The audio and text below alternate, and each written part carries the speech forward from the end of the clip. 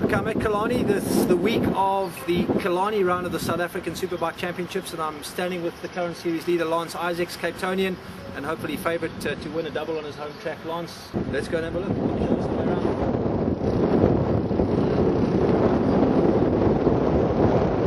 Into turn one is actually probably one of the most important corners here. Carry a lot of corner speed through the on entry into this corner. Midway through the corner, you're going to drift it out slightly wide, late apex, right at the exit, clip it pretty late, and then drift it out as wide as possible over onto the candy canes and the rumble strip on the far right hand side of the circuit at the exit of turn one. Turn one is definitely one of the corners that I've seen a bit of action. As we tend to do, we get a bit overexcited, and never an easy turn, but if you do find yourself in a spot of bother on entry, you're gonna end up planting yourself in the kitty litter.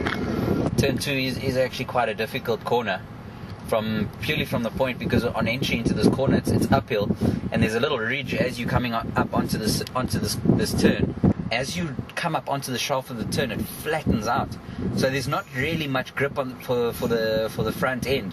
It is bumpy, it is very slippery because there's not much of a camber on the entry where all your hard braking is done.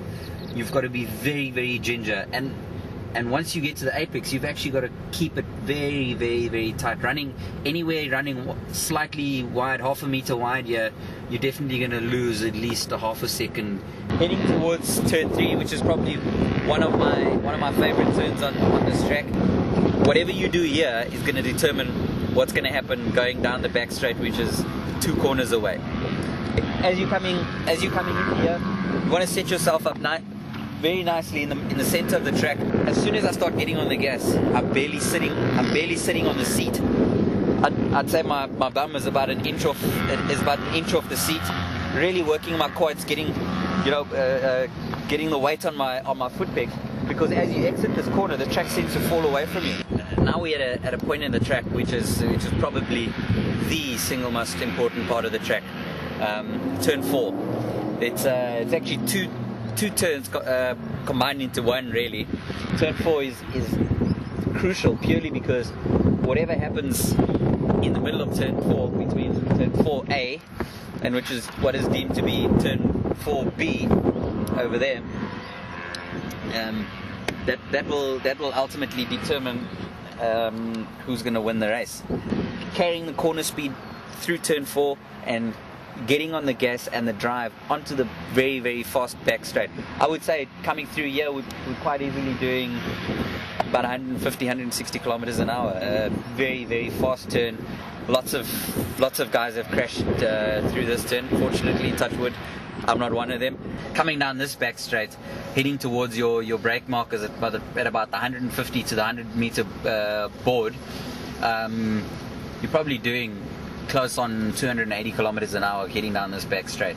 It is scary fast, and you're heading down into a turn. You've got to brake from 100 meters. You've got to brake all the way down to second gear, doing about 80 to 100 kilometers an hour in basically a hairpin bend, and you're gearing down at the same time, lining yourself up. It is pretty bumpy heading into this corner.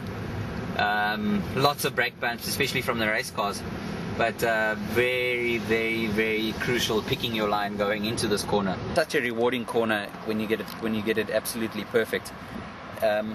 We head out of turn 5, and we've got one more obstacle in our way, which has been added a couple of years ago. They've added a different element to it, or changed it. They're still busy tweaking it in certain ways. And this weekend again, we raced here earlier on in this year. This weekend once again, it's a brand new chicane. Well, basically a brand new chicane. They've actually widened the exit because there were a few accidents, guys hitting the wall. We're heading down the finish straight, and I'm looking forward to leading the entire race from start to finish with a nice, comfortable lead, so I can do a nice stand-up wheelie all the way over the finish line and open up the points gap. And basically I can just coast home to the end of the season with mine and Honda's first championship win.